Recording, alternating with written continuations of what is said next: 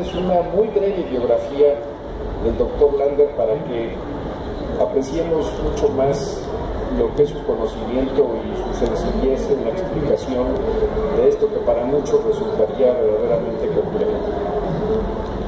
El doctor Eric Lander nació y creció en la ciudad de Nueva York y desde temprana edad mostró una gran capacidad con los números y de hecho en la preparatoria fue integrante del primer equipo de los Estados Unidos que participó en una olimpiada de matemáticas en 1974. En ese entonces obtuvieron el segundo lugar. De seguro hoy ya ganaría el primer lugar, no tengo duda de eso. Después de concluir su licenciatura en matemáticas en la Universidad de Princeton y obtener un doctorado en matemáticas en Oxford, Inglaterra, decidió continuar con los retos intelectuales y adelantarse en el conocimiento de la biología. Se viene de las matemáticas y empieza a incursionar en la biología para ver sobre todo el funcionamiento del cerebro y de manera particular la genética humana. Aún sin tener estudios formales en biología, Eric ha transformado el campo a nivel mundial. Sus aportaciones a la genómica humana son numerosas, incluyendo la invención de métodos que han permitido descubrir miles de genes responsables de enfermedades humanas complejas y descubrir los secretos codificados en el genoma humano. También ha estudiado la genética de especies animales, siendo pionero en los estudios sobre la evolución y esfuerzos para mejorar la agricultura. Quizás por lo que Eric es más conocido, es por ser uno de los principales líderes del proyecto del genoma humano, el esfuerzo internacional para decodificar el código genético de nosotros, los seres humanos. El grupo que él dirige fue el que más contribuyó al mapeo y secuenciación de nuestros genes. La primera versión de la secuencia del genoma humano fue presentada en el 2001, lo que constituyó uno de los mayores descubrimientos científicos de nuestros tiempos, gracias a lo cual estamos empezando a comprender las causas esenciales de las enfermedades más complejas, aquellas que nos afectan a todos, como la diabetes y el cáncer. El liderazgo de Eric Lander ha sido más allá de la decodificación del genoma humano. Es profesor del Instituto de Tecnología de Massachusetts, en donde imparte un curso de introducción a la biología. Incluso es el profesor que más alumnos tiene, dadas las plataformas de comunicación en línea. Y a su vez, él impulsa a jóvenes investigadores a convertirse en pioneros de las áreas de la ciencia. Como director fundador del Instituto Broad del MIT y Harvard, contribuye a redefinir el quehacer científico y en su carácter de copresidente del Consejo de Asesores de Científicos del presidente Barack Obama de los Estados Unidos, impulsa las políticas públicas de su país en temas tan diversos como el uso de antibióticos y el cambio climático, asuntos que tienen impacto a nivel mundial. Finalmente, Eric Lander ha jugado un importante papel en la reforma del sistema de justicia criminal de los Estados Unidos. Desde los años 80 ha enfocado a definir los estándares para el uso de evidencia genética en la identificación de criminales y en la exoneración de personas inocentes. En este tema, Eric es un miembro del Consejo Directivo del Proyecto Inocencia. Para la Fundación Carlos Slim y para mí en lo personal, es un privilegio presentar al amigo, al líder y al científico, al doctor Eric Lander, en hoy Aldea Digital 2015. Eric.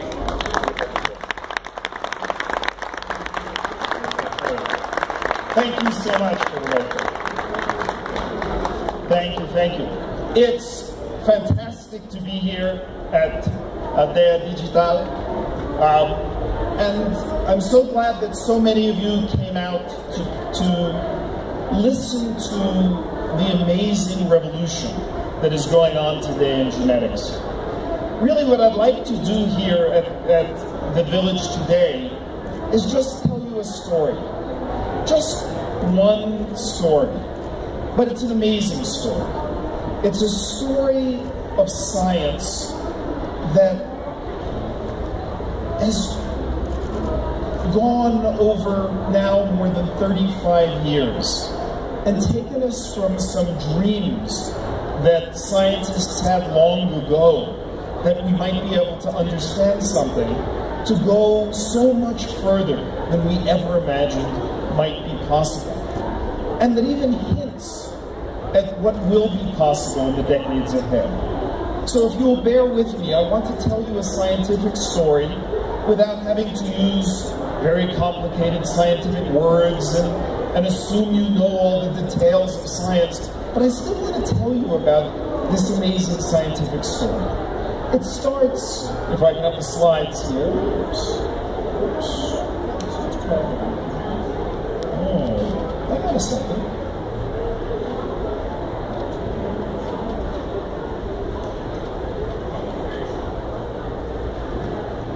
But it's a story about the secrets of the human genome.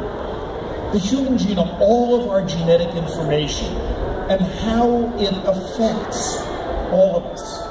This is my favorite picture here to describe the amazing differences between people in the world. It's a picture that was famous to American sports fans because that's Wilt Chamberlain, one of the most famous basketball players in the United States, and Willie Shoemaker, a horse jockey. He rode horses. And the picture to me speaks about the amazing differences in the heights and the weight and the skin color, but also of all the differences you don't see are risks of who might get diabetes and who might get Alzheimer's disease or who might get cancer. All of these differences between us, we want to understand as scientists and as people, what explains all the differences in appearance and in health.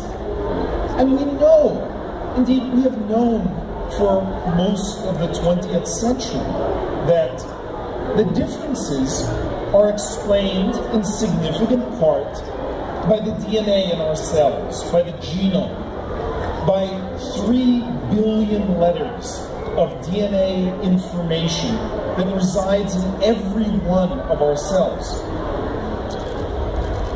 But we couldn't read it. It was just a theoretical idea. We knew that it was there, but we couldn't even read one letter of it. And so in the 1980s, scientists had a dream that they might be able to someday read out all that information and understand the genetic code of our species. It's a very appropriate thing for a digital village to talk about this because, of course, that genetic code is a very digital code. It's 4 letters of DNA, not 2 bits of information in the computer, but essentially the same thing, the digital code of life.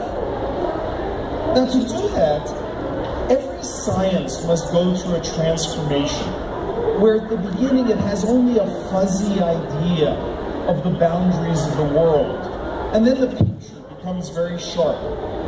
This is an illustration of that. On the left, there is a map of the world from 1300, and you can see that it's, well, not completely wrong, right?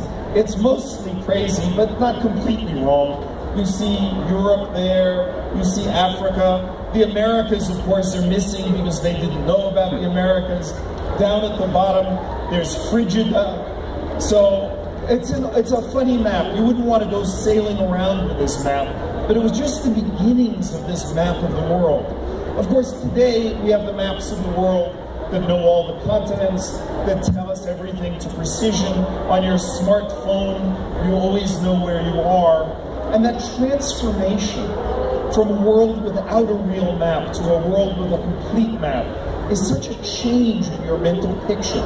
You can't even imagine what it was like to live in a world when we didn't know the picture on the right, when we didn't know the continents, when we didn't know the world.